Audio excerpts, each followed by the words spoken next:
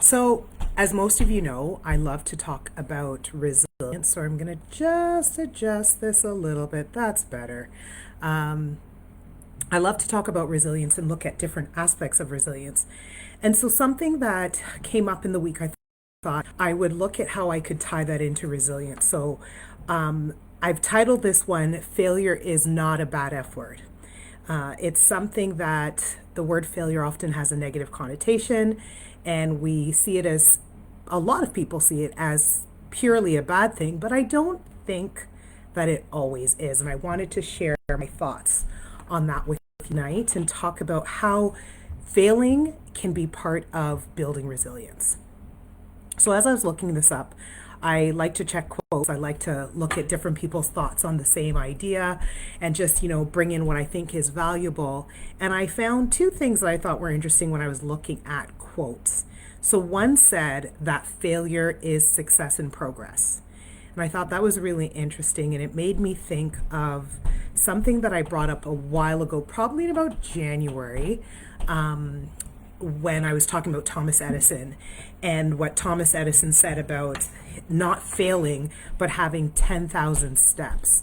So I don't know if it was one or 10,000 steps. Sorry, don't quote me on it. But the idea, what Edison was saying is for every time when he was trying to invent something that it didn't work, somebody could have seen it as failure, but it was a step in getting to where he wanted to get to. And so he didn't see it as a failure so much as one of the steps in the progress. But even if he'd used the word failure, I don't think it has to be a bad thing. The other thing that I saw was that I thought was really interesting. So for each letter of the word fail, they had something that they were offering. And so I saw another thing that said fail. It said first attempt in learning. And it's that same idea that there can be learning that comes out of failing. So one of the things that occurred to me was I have this silly game that I play on my phone, and I was at, I've been playing it for too long, so I'm at like level 100.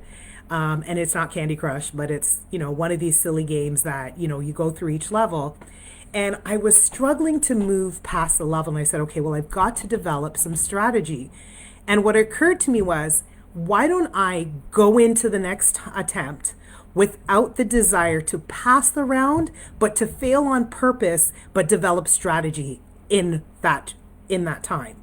So I'm going to use this time not to get I need to get this thing in a certain amount of steps so I can pass the level. I'm going to study what steps are effective, which is going to help me the next time I do it, which then will get me to the point where I pass the level. So I decided to fail on purpose. And it was an interesting concept, but I thought, what a brilliant way to approach something, both with the idea of not necessarily seeing failure as a bad thing, but also even making it part of your strategy. There can be intentionality in not necessarily aiming every time to win, every time to make it to the next level, but understanding that there can be learning in that process. And just like that, the one that I just read, the first attempt in learning, I love that concept that there can be something that comes out of it. So one of the things that I thought of was, we talk about resilience, or I talk a lot about resilience, and I talk about resilience being your response to something. And I thought, what happens when you learn something in a moment, in a fail moment? That can make you more resilient going forward. And if you approach it with a resilient attitude, maybe then understanding that the failure is part of your progression to the success that you're trying to reach. So there were several things I thought of because I've looked at examined perspective before. Thank you. Yes, right after I do this, I'm going into another online conversation. Thank you, Dr. Vibe. So perspective is definitely one of the things. So even how we perceive the idea of failure, I think can be a part of just of its impact and our ability to kind of deal with something that's happens that doesn't work out the way we want it to, because life doesn't always work out the way we want it to. Many aspects of our life don't. So I think our perspective can impact the quote unquote blow of the failure. Like, how hard do we take it? And if we can look back, and instead of looking back and say, oh man, I failed again, but look back and say, okay, so what can I learn from what didn't work? Then all those lessons learned can be taken to into the future. So one thing I've noticed in, there's some things that I thought I wanted to do in life, and when I had an opportunity to do it, nope, didn't enjoy it. But what it did was it taught me something about what I don't like, which gave me more, I was able to solidify more than what I really do. Because it's one thing to have it as a concept and a theory of, oh, I think I might like this. But it's nice to know whether you do or not. So then you don't have to build your life around trying to move towards this thing that isn't really going to be good for your life, or you're not going to enjoy, or may not enhance your life. So it's, looking at the lessons learned, I think, is a huge part of having a resilient approach and making failure something that can build your resilience. And again, I keep saying the word failure, and it still sounds like a negative word in my ear, even though I know I don't have to understand it that way. But I think after years of hearing people talk about failure and there being a lot of negative connotation in it, it's hard to undo that just because I've started to shift my perspective. The hearing the word in my ears is still kind of sounding like it's a negative thing. But I think what's really great is, and I was reading something where somebody was saying, in failure you can seek to identify skills, you can learn what you're good at, learn what maybe you're not so good at. And in the not so good at, is it something that you can learn to be better at? Or is it something that, no, you need to admit you don't do? Right? So I'll give you a silly example. I love to sing, but I am not a soprano. My speaking voice is deep. My singing voice is deep. So I know I need to stay in my singing lane. I don't think there is anything that I can do, no amount of lessons, that is going to, I guess lessons can maybe increase my range, but I don't necessarily think that I'm going to get to a point where I can be a fabulous soprano and high singer. So I'm okay with that, because one of the things that I've done in failing at singing really highly is identified that's not the area for me. I can sing in a lower range, and I can be okay with that. So we definitely can identify skills. We can get ideas. So this is one of the things that I talked to, a few weeks ago about this pressure to be productive during the pandemic. And as much as I'm not encouraging the pressure, I don't think it's harmful necessarily to look at what can I learn from what's happening during the pandemic that can aid me in my future. So I'll give you another example with certainly nothing as drastic as a pandemic. And it was helpful for a few years, but now with the shift happening with the pandemic, what I learned out of this situation may not help me going forward from this point on. But years ago in the Toronto area, we had near Christmas a really bad ice storm. And it just, there were power outages and all kind of stuff. And I remember, so basically I was like, I got to eat dried good. Like I need crackers, things that aren't going to perish quickly, whatever. And it's not like this stuff was, for weeks on end, but I think I went almost 3 days without power. I ended up leaving my place and staying at my friend's house because it was cold and I have a fireplace. It was still cold. So one of the things that I remember thinking was, if I need gas, what am I going to do? ATMs are out. And then I remembered that years ago, I don't know if anybody remembers Gail Vaz Oxlade's show, Till Death Do Us Part, and her having the jars or envelopes or something. For a few years of my life, I tried that in a way to manage my money better. And so in the jar that I had, that was supposed to be my kind of like mad money, like if on the fly I wanted to do something, my kind of miscellaneous. When I stopped doing it, I kept that jar of money. And so I would throw things into it, and, throw money into it and say, okay, when I want a pedicure, I'll grab it from there. Or if I just wanted to treat myself, let me see what's in it. And I had this jar of cash. And don't worry, there's not a lot of cash in it. Don't be thinking you're coming to my place to see how much cash I got in this jar. And I literally probably had about $40, but I remember the relief in knowing if I just needed to buy simple grocery items, I had some cash to do it. If I needed to put a bit of gas in my car, I had the cash to do it. And so at the time, the lesson was always keep a little bit of cash because bank machines are contingent on the use of electricity. Now that we're temporarily or maybe going forward, who knows, going to live more cashless, that lesson may not be as valuable. But in what wasn't a fail on my part, but just a system fail based on a weather issue, I learned that it's helpful to always have cash, because there's things that, cash isn't dependent on electricity. So we definitely have the opportunity to learn something out of what might be perceived as a failure. And I think that we have opportunity in this pandemic. Like, one of the things that I'm learning is, or I've been learning probably, is just the importance of having a little bit of money set aside, so that if something comes up that changes how you function, that you have a little leeway from that. So, and I'm sure there's other things. I haven't sat down to kind of write my pandemic lessons yet, but I'm sure, knowing me, I probably will towards the end, when things start to, as we start to get back out in public and all those things. I'll probably do some reflection and look at, what have I learned? What has this experience taught me about, and that can, moving forward, assist what I'm doing in my future.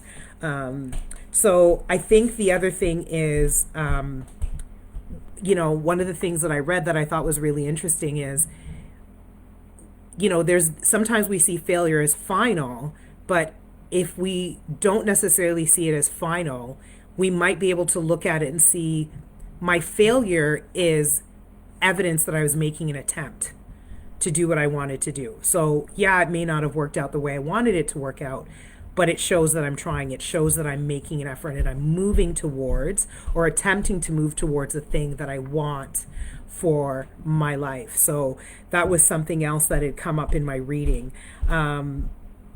So recently I did this confidence challenge.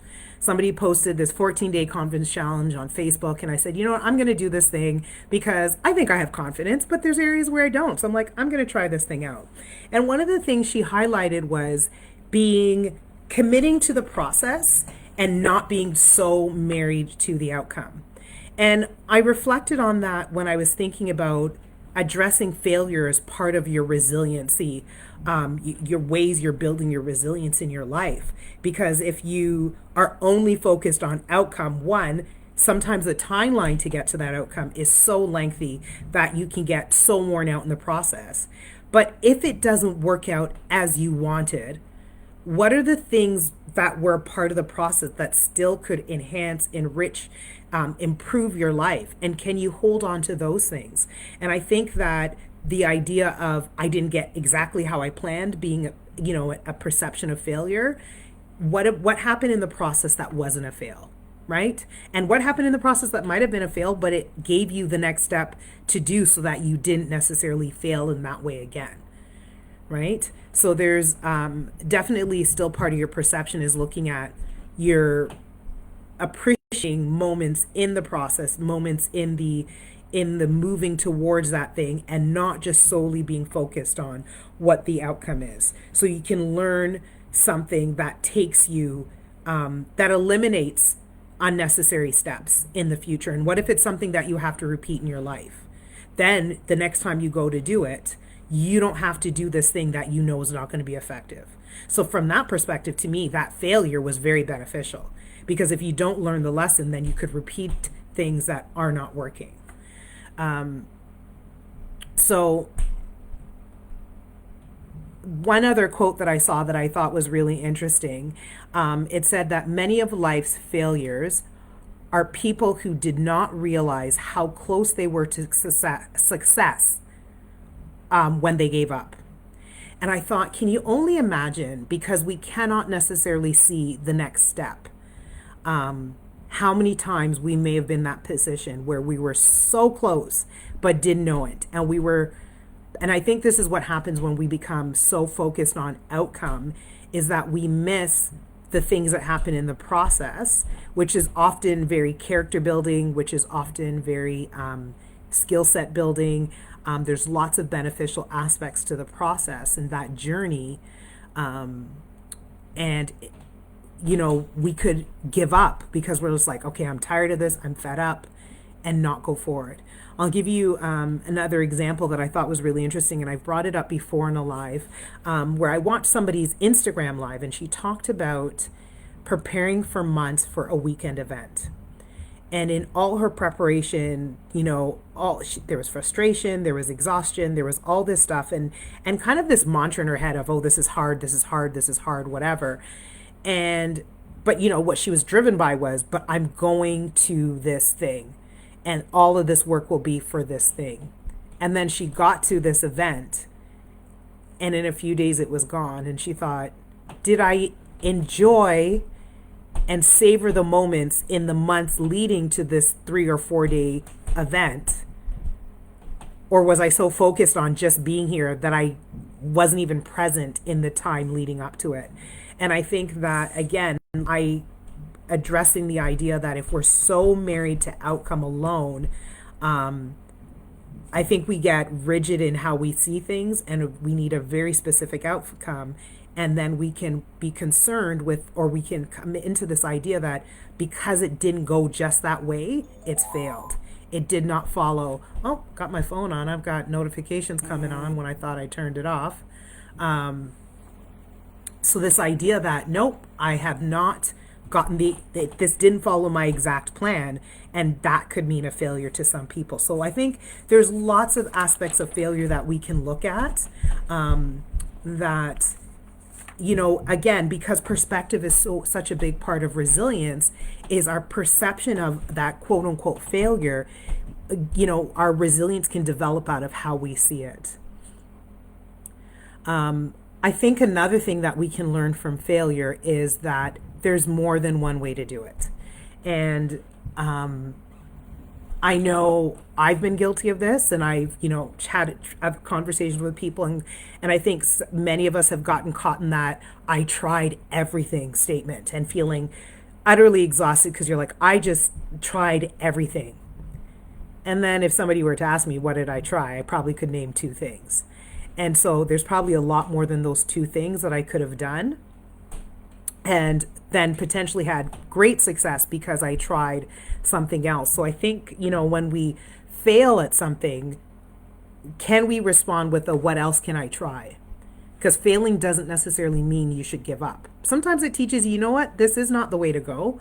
But sometimes it's just a reminder that maybe not the first way you think to approach it is the only way to approach it. And maybe it'll teach you something about how not to approach it in the future. So I think one of the definite lessons out of failure is there's more than one way to approach something. And that maybe when we're really determined to be successful, and think back to Edison and all those quote unquote failed attempts, it's that I'm going to keep trying till I get it, right? So the other thing that I thought, because again, I think mindset is a big part of resilience and how we understand something and the meaning that we make from it. And so one of the things I know that has come up in my own thinking sometimes is feeling like failure means it's an automatic sentence that I'm not capable. So thinking about the idea that there's more than one way to approach it, if I only approach it one way and I've left 15 other options out, does that speak to my capability? It just means that this is not the way to do this thing. But sometimes we understand failure as this idea that I'm not capable of doing this thing. And ultimately, to avoid that pain that comes with that, sometimes we want to avoid trying again. But again, if we can go to that, there might be more than one way to approach this. There's likely lots of ways to approach it. Then we can potentially go get past that way of thinking. So when we're resilient, we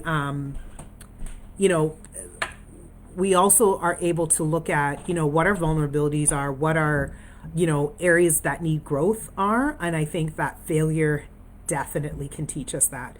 So, I think this is why perspective is so particularly important, because we can be harmed by seeing something one way and not harmed by seeing it another. And so if a failure teaches me maybe where I'm vulnerable, does it have to be a bad thing? Especially recognizing that vulnerability is often not necessarily a bad thing. But just that looking at when I see that, it's highlighted maybe an area where I'm vulnerable, that can be part of how I become more resilient by understanding my vulnerabilities, because then I can plan accordingly. And it's not to say you always avoid areas where you're vulnerable, because we're probably vulnerable in way more areas of life than we realize.